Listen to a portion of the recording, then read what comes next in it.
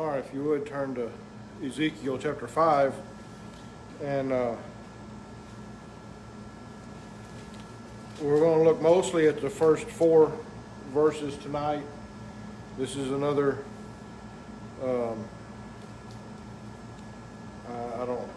another thing that the Lord is showing Ezekiel, and I'll try to explain it the best I understand it. That doesn't mean it's right, but hopefully it is. Anyway, one of the things, and what I've done for these first 4 verses, I went to John Gill's commentary on this part of the chapter, just to get some historical data and clarification on some things here. I don't always agree with everything he writes, but or has written, but in this case, the historical data is, I believe, accurate, and we'll look at some other verses other than this chapter tonight, especially back in Jeremiah, because if you remember, Ezekiel was taken away early on in the sieges that took place in Jerusalem, and so Jeremiah was left behind. So some of what Ezekiel talks about takes place in Jerusalem while Jeremiah is still there, and Ezekiel's not. He's already in Babylon. So let's go ahead and read the first 4 verses. And thou, son of man, take thee a sharp knife, take thee a barber's razor, and cause it to pass upon thine head and upon thy beard. Then take thee balances to weigh and divide the hair. Thou shalt burn with fire a third part in the midst of the city, and when the days of the siege are fulfilled, and thou shalt take a third part and smite about it with a knife, and a third part thou shalt scatter in the wind, and I will draw out a sword after them. Thou shalt also take thereafter a few in number, and bind them in thy skirts. Then take of them again, and cast them into the midst of the fire, and burn them in the fire, for thereof shall a fire come forth into all the house of Jerusalem. Now, one thing I want to point out here, and Gil doesn't talk about this in his commentary, but well, let's see. If you remember, as part of the law, for the priest, they were not to ever shave their beard or shave their heads. They could cut their hair. They were to wear not to have long hair, but they could, but they weren't to shave their heads unless it was in mourning. If their spouse or a close family member was to pass away, a close friend, they were permitted to shave at that time as a sign of mourning. So let's turn back and make sure I got this right.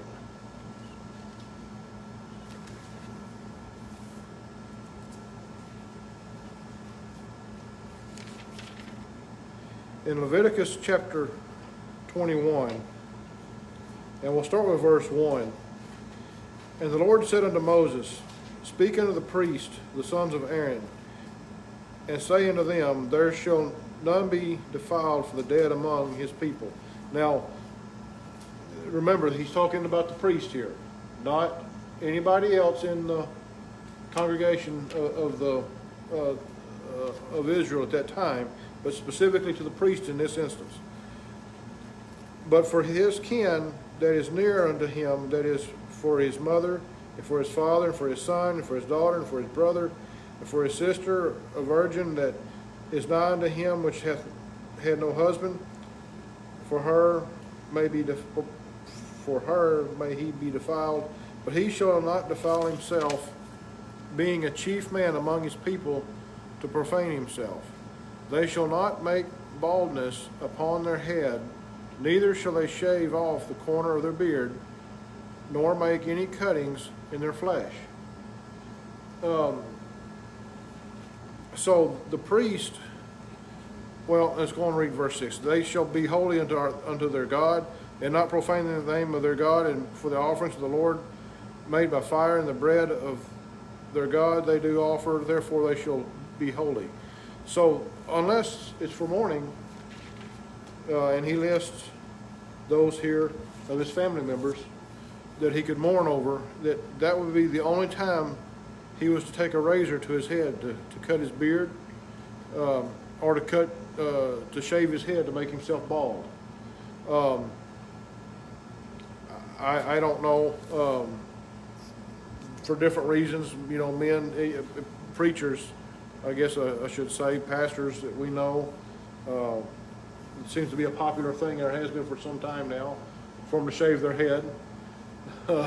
I'm not a fan of it. I mean, that's their business. I'm not knocking anybody for it, but at least as far as the Levites were concerned, the sons of Aaron, they were not to shave their heads. Remember Ezekiel, turn back to Ezekiel chapter 5. Ezekiel was a priest, remember? And the Lord called him out of the priesthood to be a prophet, but he was still a priest.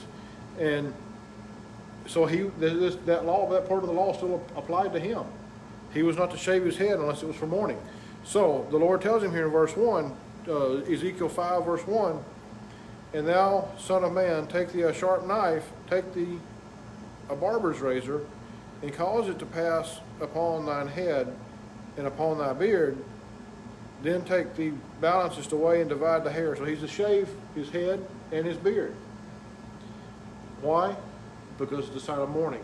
What is the sign of mourning here? The fall of Jerusalem, the siege of Jerusalem. When Jerusalem finally falls, that's what this mourning is about. And for the sins of the people. Also remember that. The Lord's going to talk about that here in a moment. We'll get to that here in a moment. It's twofold here.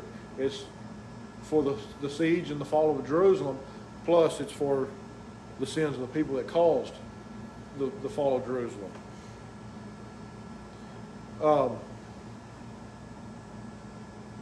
Another thing Gill points out here is that this shaving of the head and of the beard, he refers to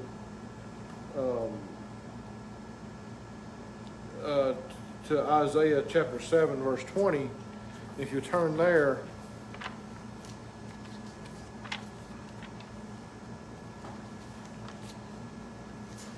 Isaiah 7 and verse 20, it says, in the same day shall the Lord shave with a razor that is hired, namely by them beyond the river, by the king of Assyria, the head and the hair of the feet, and it shall also consume the beard. He's talking about Nebuchadnezzar here, about the king of Assyria, about Nebuchadnezzar being the king that God chose to overtake Israel and Judah, and Jerusalem in particular. There's places in the scripture where it talks about it. He cut like a knife when they come through the land with an army fighting. In that day, we've been fighting with swords, sharp swords, and so it's referred to as a razor here.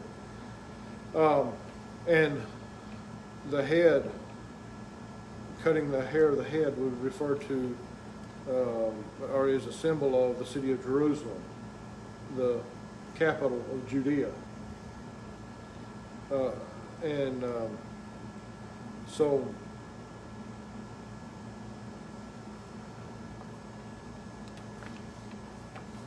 in verse 2, Ezekiel chapter 5 verse 2, thou shalt burn with a fire a third part in the midst of the city. Now remember, what was it in was it the last chapter or the chapter before, where we talked about the clay tile that he was to draw a picture of the city of Jerusalem on? Remember, he says here, he says, thou shalt burn with fire. This is still part of that prophecy. So this is still part of that time period, that time in Ezekiel's life where he's still talking about, he's still got this tile in front of him. Thou shalt burn with fire a third part in the midst of the city. Now remember, Ezekiel wasn't in Jerusalem. He's in Chaldea now. He's in Babylon, or Chaldea. What was the name of the river? The Chebar, the river Chebar. He's there. He's not in Jerusalem. So how is it possible that he can burn a third of his hair in the midst of the city? Well, there's only one way he can do that. It's on that tile. Remember, the Lord had him use that tile as a picture of what happened to Jerusalem. Remember, he had him draw a picture of the city on there, had him draw pictures of the army, the invading army, and how they besieged the city. So all that's on there. So now the Lord's going to have him burn a third of his hair that he shaved off in the midst of that city, the picture of that city, when the days of the siege are fulfilled. So what he's talking about there is when at the time that if I'm understanding this right, at the time when the Lord lets him know, okay, the siege is fulfilled. In other words, the siege is done in Jerusalem. That's when you're going to do this. It's going to be a symbol or a picture of the city burning. Because remember, at the final siege in Jerusalem, when the army of Babylon poured into the city and overthrew the whole city, they burned it to the ground. So that's what he's referring to here.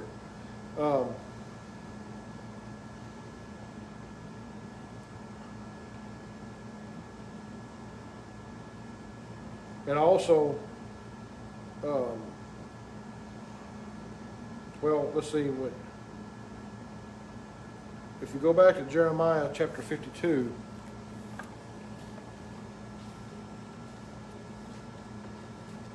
Jeremiah chapter 52,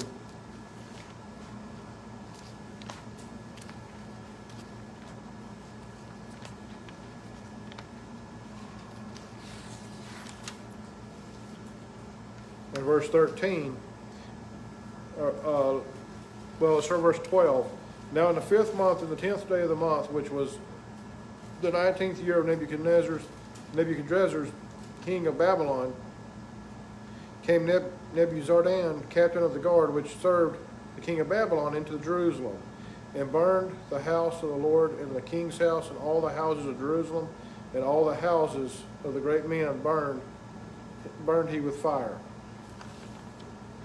Hold your place there in Jeremiah 52, because we're going to come back there in a moment. But back in Ezekiel chapter 5, when he refers to thou shalt burn with fire a third part in the midst of the city, there was the city, when they came in and overthrew the city, they burned the city to the ground, basically, and destroyed it. In Ezekiel 5:2, he says, and thou shalt take a third part and smite about it with a knife. And if you remember,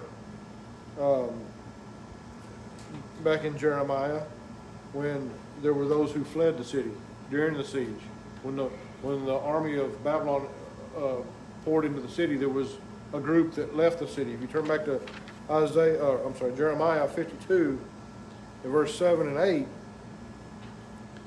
Verse 7 says, then the city was broken up, and all the men of war fled, and went forth out of the city by night by the way of the gate between the two walls, which was by the king's garden.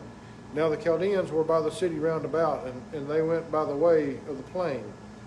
But the army of the Chaldeans pursued after the king and overtook Zedekiah in the plains of Jericho, and all his army was scattered from him.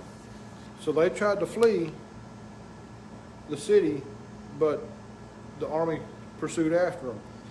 In Ezekiel 5:2, he says, when the day, he says, and thou shalt take a third part and smite about it with a knife.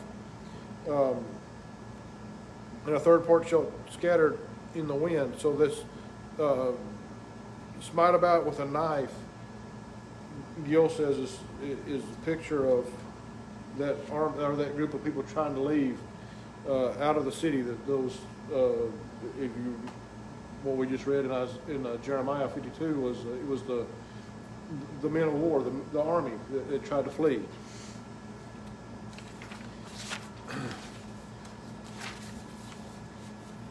And then in Ezekiel 5:2, he says, and smite about with, says, and smite about it with a knife, and a third part thou shalt scatter in the wind. There were those who fled and were dispersed to several different countries during that time. They went to Moab, they went to Ammon, they went to Egypt, mostly went to Egypt. Remember, we studied about Johanan, the man who a bunch of them left with. He was their leader. If you go back to Jeremiah chapter 43,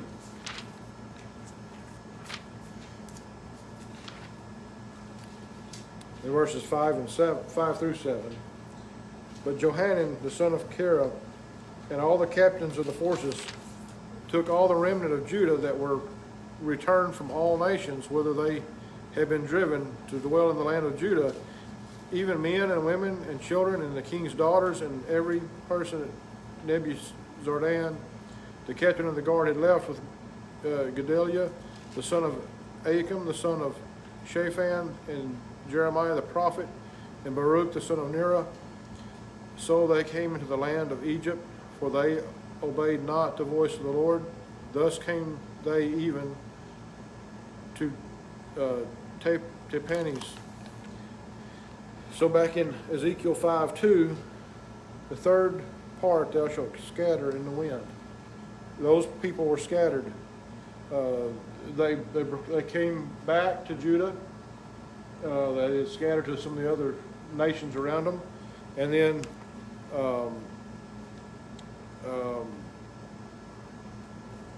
well, what was his name?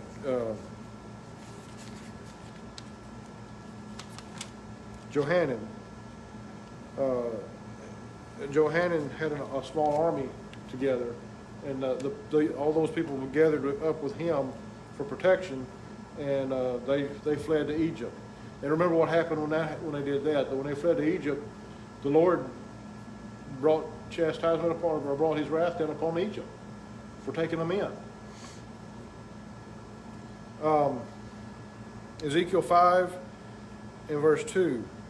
And the last part of it there, and he says, I will draw out a sword after them. What happened?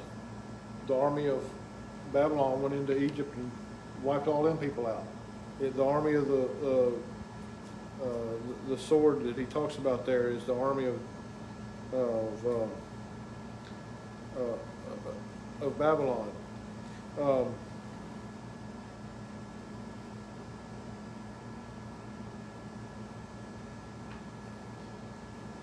In Ezekiel 5:3, thou shalt also take thereof a few in number, talking about his hair, and bind them in thy skirts. Remember, there were those who were left in the land of Judah.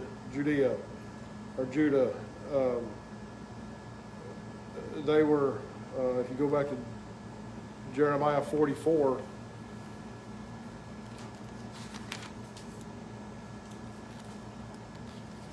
in verse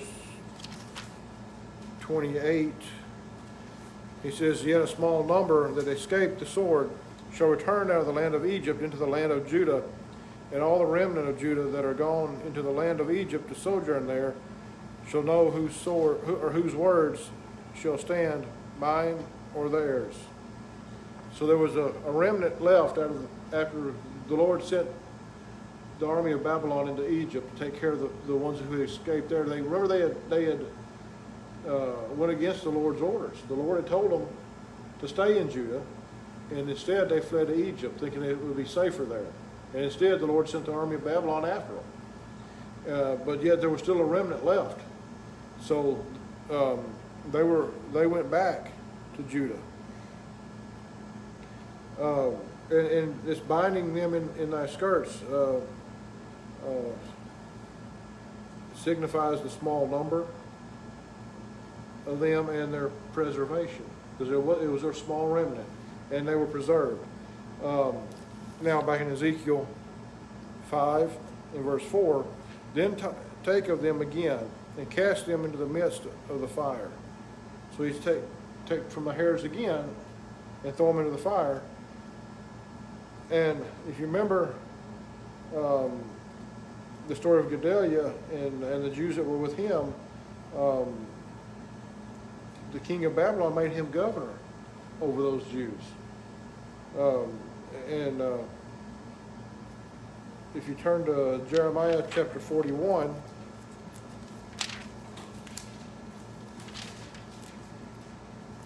in verses 1 through 7, now it came to pass in the 7th month that Ishmael, the son of Nethaniah, the son of Elishma, of the seed royal, and the princes of the king, even 10 men with him, came unto Gedaliah the son of Ahikam to Mizpah, and there they did eat bread together in Mizpah. Then arose Ishmael the son of Nethaniah, and the 10 men that were with him, and smote Gedaliah the son of Ahikam, the son of Shaphan, with the sword, and slew him whom the king of Babylon had made governor over the land. Remember, Gedaliah had found favor in the eyes of the king of Babylon, and the king had made him governor over the land. Even though he was a Jew, remember, he had sided with the Babylonians when he saw things were really bad. He had sided with them, and they made him governor. The king made him governor over the land. Ishmael also slew all the Jews that were with him, even with Gedaliah at Mizpah, and the Chaldeans that were found there, and the men of war. Remember, Ishmael killed not just the Jews that were there, but he also killed some Chaldeans. And there were military troops that he killed, which was a big mistake on his part, because eventually they go after him. And it came to pass the 2nd day after he had slain Gedaliah, and no man knew it, that there came certain from Shechem, from Shiloh, and from Samaria, even 80 men, having their beards shaven and their clothes rent, and having cut themselves with offerings and incense in their hand, to bring them to the house of the Lord. Now you notice here that these men that came from these places, from Shechem and Shiloh and Samaria, their beards have been shaven, their clothes are rent. In other words, their clothes have been ripped and torn, and they've cut themselves. That was another sign of mourning. But you remember back in Leviticus where we read the priests weren't to cut themselves. So these, I take it that these were not priests. And then in verse 6 he says, and Ishmael the son of Nethaniah went forth from Mizpah to meet them, weeping all along as he went. And it came to pass, as he met them, he said unto them, come to Gedaliah the son of Ahikam. And it was so, when they came into the midst of the city, that Ishmael the son of Nethaniah slew them, and cast them into the midst of the pit, he and the men that were there with him. So he killed these men also, basically killed witnesses, people who they didn't witness the crime, but they were there afterwards and saw what happened. And of course, they had to know that he's the one that done it. He's the only one left out of there. So,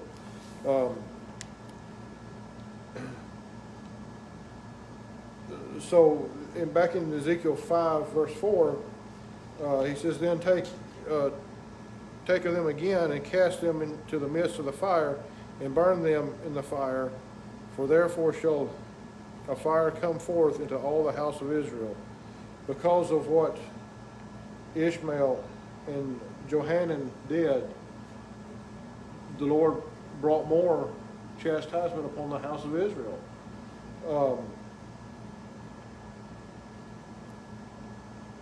And then if you remember, later on there in Jeremiah, we won't go there for more, but if you remember more of that story, Nebuzaradan, the captain of the guard there, carried great numbers captive back to Babylon, to Chaldea. So that's, let's check.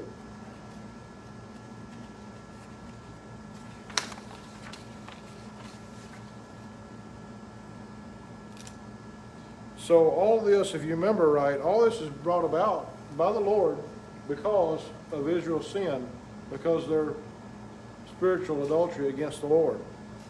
I'll just read a little bit into, we're going to stop there, but I'll read just a little bit into the next section before, but we'll go back and study it more next week. But in verse 5, thus saith the Lord God, this is Jerusalem. I have set in the midst of the nations and countries that are round about her. What's he talking about? The picture that he drew on the tile is Jerusalem. He's telling Ezekiel, everything we're talking about here is Jerusalem. This is what has happened in Jerusalem. This is what's going to happen in Jerusalem. And in verse 6 he says, and she hath changed my judgments into wickedness more than the nations. She had become more wicked than the godless nations around them.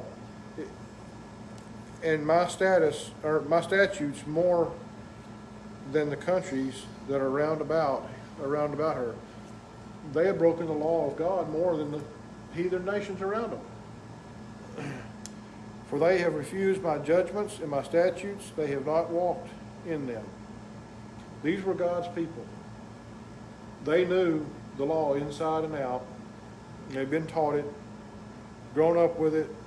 Their forefathers had taught it and had believed it, but they had strayed. They had gone after false gods. And if you remember, the nations around them, other than what they saw from Israel, they didn't know the true God. They weren't God's people. God makes that clear. Like we've said many times, this false notion out there that God loves everybody. You want to see proof of that being wrong? Look to the Old Testament, and especially in the story of the captivity, or even before the captivity of Israel. The nations all around Israel, the ones they were constantly fighting with, God never says he loved those people. God had a hatred for those people. When Israel fell, when they turned their backs on God, God took those heathen people and used them against Israel. And he never says that he loved those people. He loved his own. We know that. He talks about how much he loved Israel, but he never talks about loving those heathen nations. So we'll stop there for tonight.